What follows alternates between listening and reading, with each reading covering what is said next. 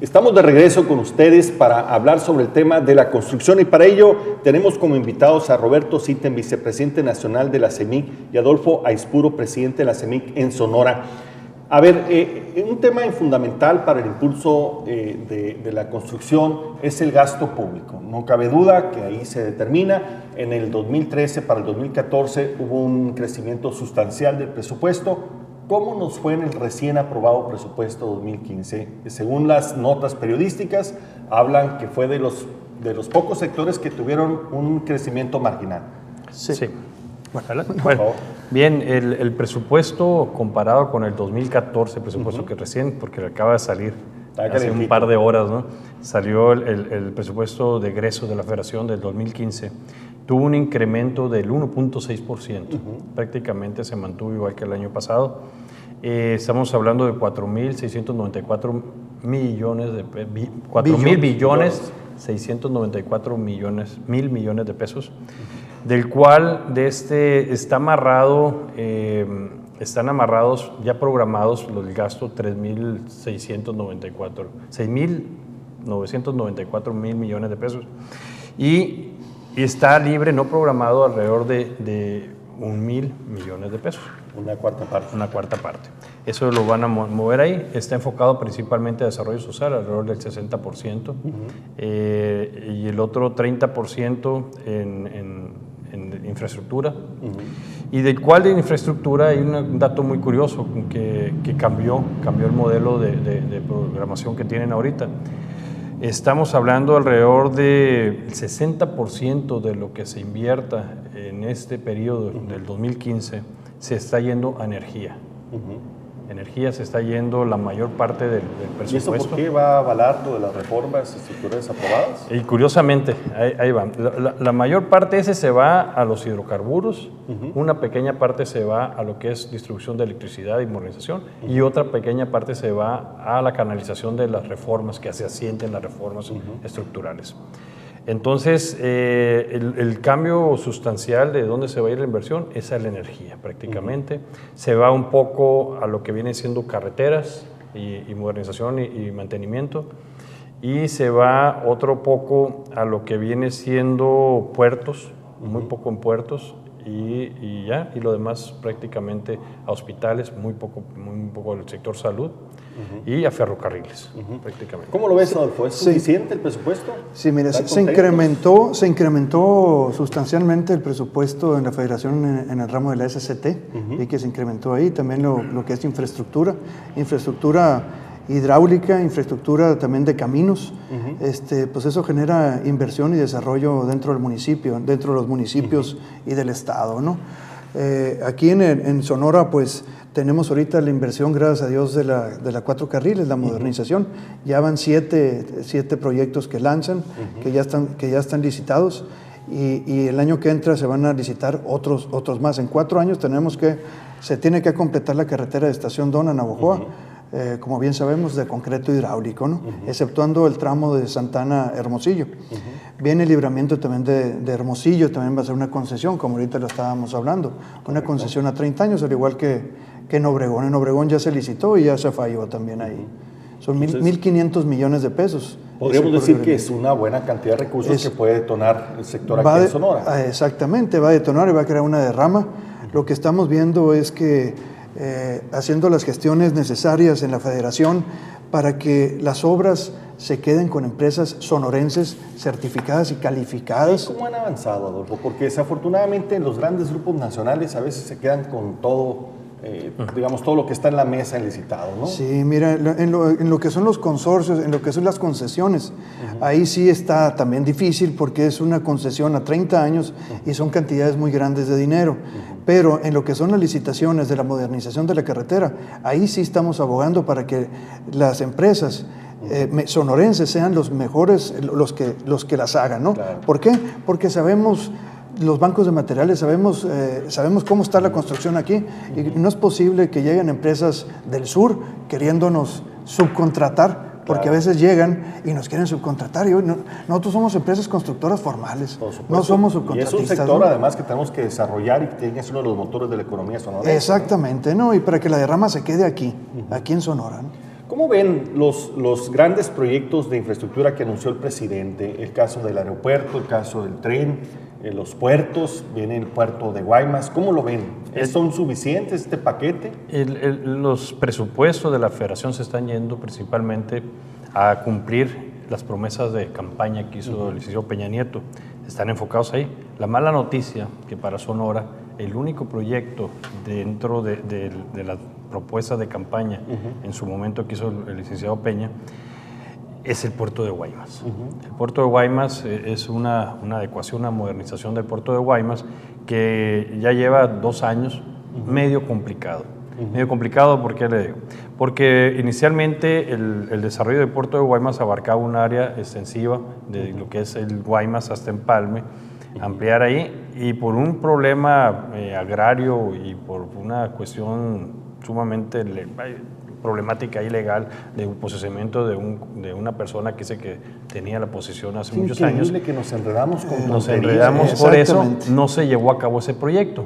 ¿Qué pasó con el dinero que había? Los recursos, ¿no? ¿Qué pasó con el dinero? Una parte se tuvo que devolver y otra parte se tuvo que invertir, pero dentro de la misma área del puerto. No puede ser. Curiosamente, hay prioridades en este país. ¿No? Entonces sigue el problema del puerto, total de que el siguiente año se pidió dinero para seguir invirtiéndose, pero dentro de la misma área.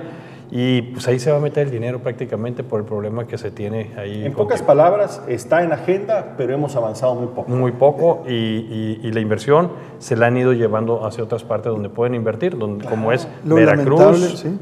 Manzanillo, que están invirtiendo prácticamente, y el puerto de Altamira. Lo lamentable que veo es por cuestiones jurídicas, por esta persona, se están perdiendo inversiones. Claro. ¿Cómo es posible? La oportunidad de crecer y desarrollar Sonora. Me explico, no puede ser que por una persona frene un desarrollo, ¿no? Claro. Pues yo creo que es que las autoridades tienen que buscar alguna combinación, alguna fórmula, pues, para quitar este escollo y poder seguir avanzando dentro del marco de la ley. Debe haber maneras de resolverlo, ¿no? Hay formas de resolverlo y es voluntad política más que todo. Exacto.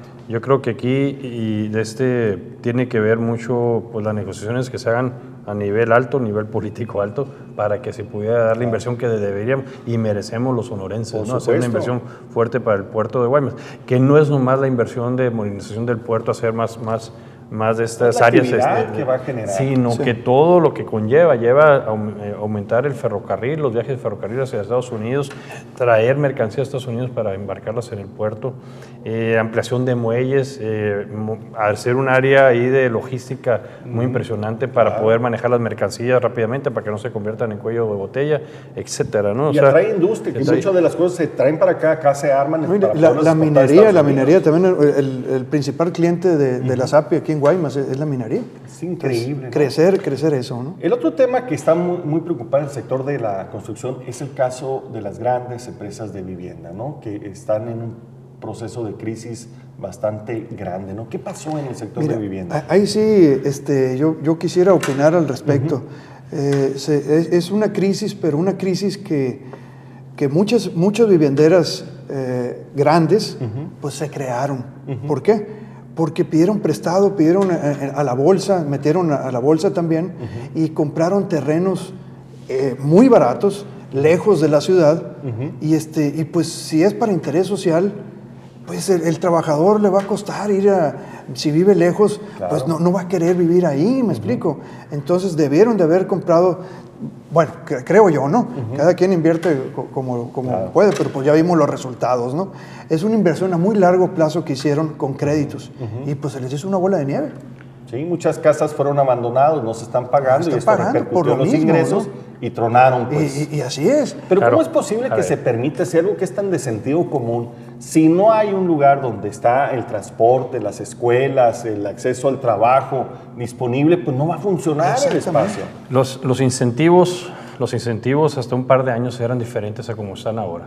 Antes el Infonavit incentivaba a las empresas desarrolladoras de vivienda que quisieran eso, que tuvieran sus reservas y bajo las reservas les prestaban dinero o conseguían dinero en diferentes partes para desarrollar sus proyectos.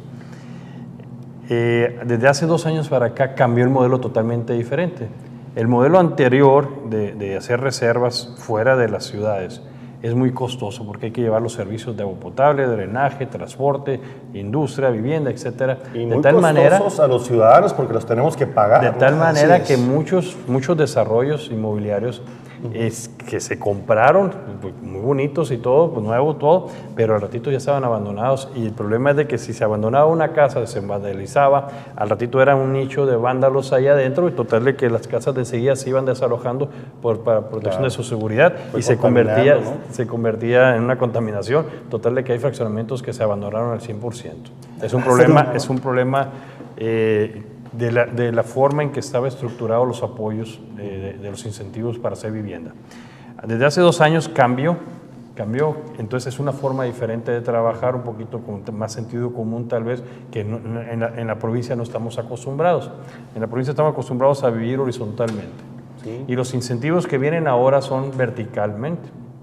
Ahora hacer viviendas verticales, eso es lo que van a... Pero otra vez, son criterios definidos desde el centro, ¿no? Que no entienden la cultura particular de cada región del país, ¿no? Pero también creo yo, como dice Roberto, sentido común. Si yo voy a comprar un terreno, pues lo compro pues que tenga todos los servicios y transporte. ¿Por qué no voy a comprar un terreno lejos que le voy a meter más inversión, pero porque costó muy barato, ¿no? Y ahí está la consecuencia, ¿no? Es increíble y es uno de los sectores más sensibles. Además, traemos otro problema de diseño. Hasta ahorita el acceso al crédito para la vivienda es para quienes tienen un empleo formal. Y los que no tienen, o sea, también son mexicanos, ¿no? Y deberíamos de incentivar que tuvieran una propiedad. Hay muchos sectores que no tienen que tener un trabajo bueno, ¿no? Por ejemplo, todos los trabajadores de la Comisión Federal de Electricidad no tienen acceso a crédito Infonavit, por ejemplo. Sí, los policías también, por ejemplo. Yo creo que hay que abrir las diferentes formas para poderles dar también los mismos privilegios de poder acceder a una vivienda digna, ¿no? La Sociedad Hipotecaria Federal, que la dirige ahorita el licenciado Cano Vélez, abrió un esquema exclusivamente para esas personas, por ejemplo los policías, para dotarles de casas.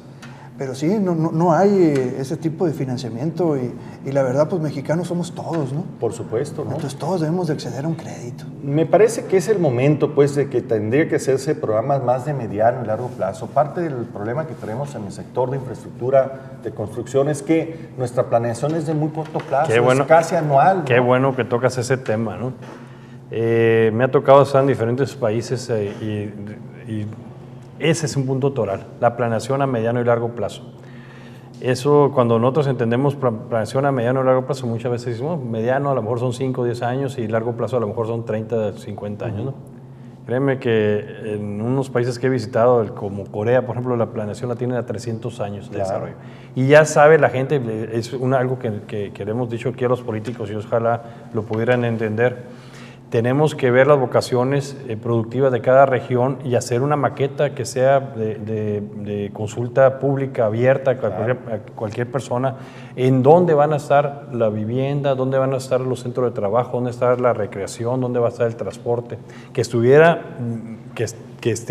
tenga acceso a todas las personas para que quiera invertir en vivienda, sepa dónde puede invertir, darle certidumbre, dónde puede venir un inversionista y decir, sabes que yo necesito poner una fábrica de qué, aquí tienes el Es un gran problema que tenemos, Roberto, que no tenemos prospectiva en este país. Claro. No sabemos qué va a pasar dentro de 30, 40 años. No. ¿Cómo nos vamos a preparar para tener éxito? Se lo dejamos a capricho de los gobernantes en turno. Exacto. Es lo más lamentable porque muchas veces traen, aunque sean bien intencionados, vamos a desarrollar esa área de aquí, pero ya no se compagina con lo que vino lo anterior. El futuro es un tema técnico, no es un tema científico, ¿no? Se tiene que hacer con base estudios precisos de muchas disciplinas y tiene que ser abierto para que todo el mundo sepa y pueda opinar.